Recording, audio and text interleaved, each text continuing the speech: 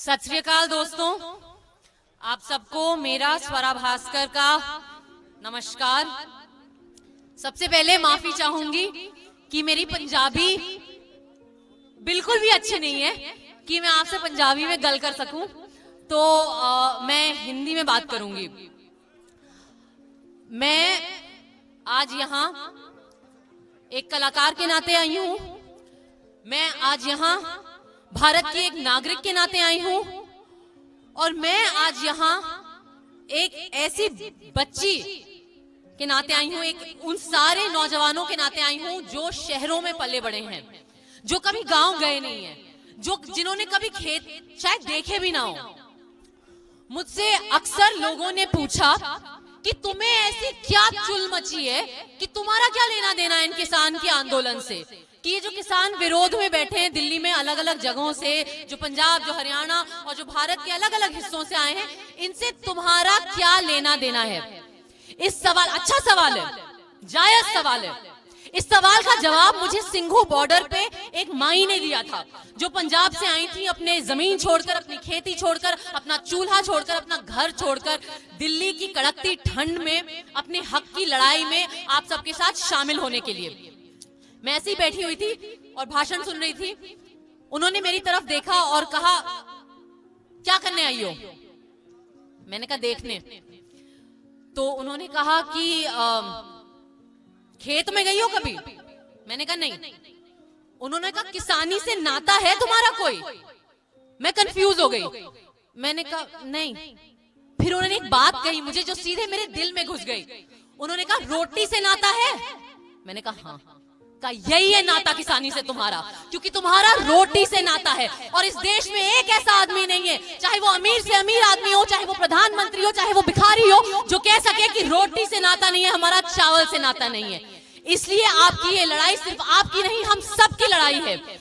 और मैं तहे दिल से इस देश के हर नागरिक की तरफ से आपका शुक्रिया अदा करना चाह रही हूं कि आप अपनी लड़ाई नहीं, आप हमारी लड़ाई भी लड़ रहे हो। आज मैं यहां खड़ी बेहद शर्मिंदा हूं।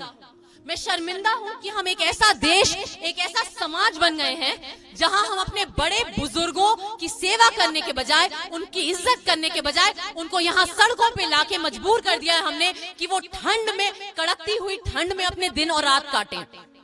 और हम इतने बेशर्म हो गए हैं, एक देश के नाते, एक समाज के नाते हम इतने बेशर्म हो गए हैं कि हमें बुरा लगे इस बात का, हमें कोई पीड़ा हो इस बात की, वो तो दूर, हमें अहंकार ये है कि हमें ये लग रहा है कि आपको समझ ही नहीं आ रहा अपनी खुद की लड़ाई।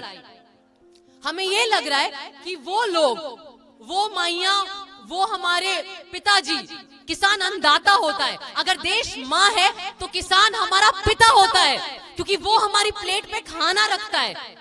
हम इतने अहंकारी हो गए कि हम ये बात भूल गए। हमें ये लगता है कि जो लोग खेत में दिन रात पसीना बहा रहे हैं, हमें उनसे ज्यादा उनके फायदे की समझ है। मैं शर्मिंदा हूं कि हम इतने अहंकारी देश हैं। मैं शर्मिंदा हूं कि हमारी हर पार्टी में पंजाब की संस्कृति से निकला भंगड़ा बजता है। मैं शर्मिंदा हूं कि मेरी रोजी रोटी जिस इंडस्ट्री से चलती है, हमारी हर शूट, हर दूसरी तीसरी फिल्म की शूट पंजाब में होती है। मैं शर्मिंदा हूं कि हमारी पार्टियों में जो बटर चिकन और कुक्कड़ हम लोग पाड़ते हैं, उस सब का नाता भूल के हम आपके साथ, आपके समर्थन में खड़े होने से दूर, हमारे कुछ ऐसे साथी हैं, हमारे गोदी मीडिया में ऐसे लोग हैं जो समर्थन तो छोड़िए, झूठे इल्जाम लगा रहे हैं आप पे, आपको गालियां दे रहे हैं और पूरे देश में शक भड़का रहे हैं आपके खिलाफ। मैं इन सब लोगों की तरफ से हाथ जोड़ के आज माफी मांगना चाहती हूँ। मैं सिर्फ माफी मांगने आई हूँ यहाँ पे। और मैं इस मंच के माध्यम से आपको तो खैर क्या ही संदेश दूं, मेरी कोई औकात नहीं है, लेकिन मैं भारत के बाकी लोगों को जरूर इस मंच के माध्यम से एक संदेश देना चाहती हूँ।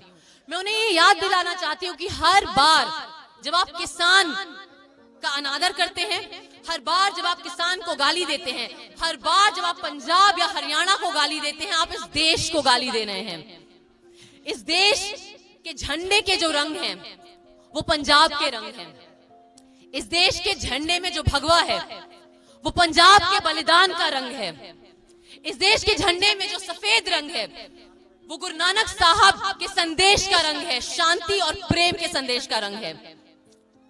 इस देश, सत श्री अकाल, इस देश के झंडे में जो हरा रंग है वो आपके दुपट्टे का रंग है, आपकी पगड़ी का रंग है, वो उस हरित क्रांति का रंग है।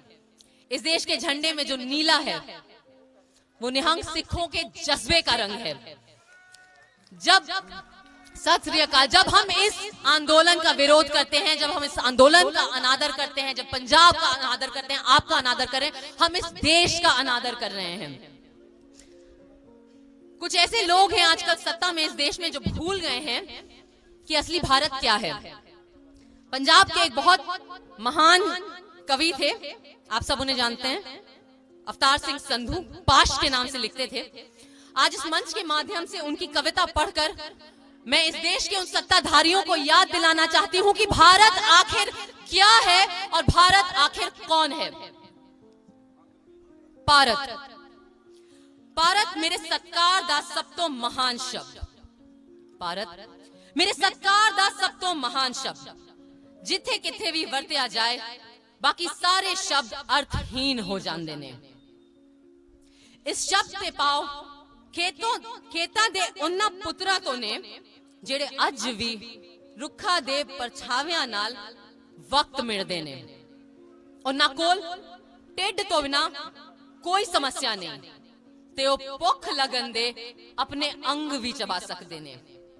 ਉਹਨਾਂ ਲਈ ਜ਼ਿੰਦਗੀ ਇੱਕ ਪਰੰਪਰਾ ਹੈ ਤੇ मौत के अर्थ ने मुक्ति। जद भी कोई समूचे भारत की कौमी एकता की गल करता है तो मेरा चित करता है उसकी टोपी हवा च उछाल दिया, उसनू दसा कि भारत के अर्थ किसी दुष्यंत नाल संबंधित नहीं, सगों खेता विच दायर ने, जिथे अन्न होंदा है, जिथे सन्ना लगदियां ने। भारत के अर्थ किसी दुष्यंत से संबंधित नहीं, भारत के अर्थ किसी नेता से संबंधित नहीं, भारत के अर्थ किसी प्रधानमंत्री से संबंधित नहीं। भारत के अर्थ खेतों में दायर हैं, जहां अन्न लगता है, जहां सेंध उगती है। ये छोटा सा संदेश है जो इस पूरे देश को याद रखने की जरूरत है। बहुत बहुत शुक्रिया आपका, दिल से आभार। और एक बार फिर से मैं शर्मिंदा हूं, लेकिन मैं आपके जज्बे को सलाम करती हूं, मैं आपके जुनून को सलाम करती हूं।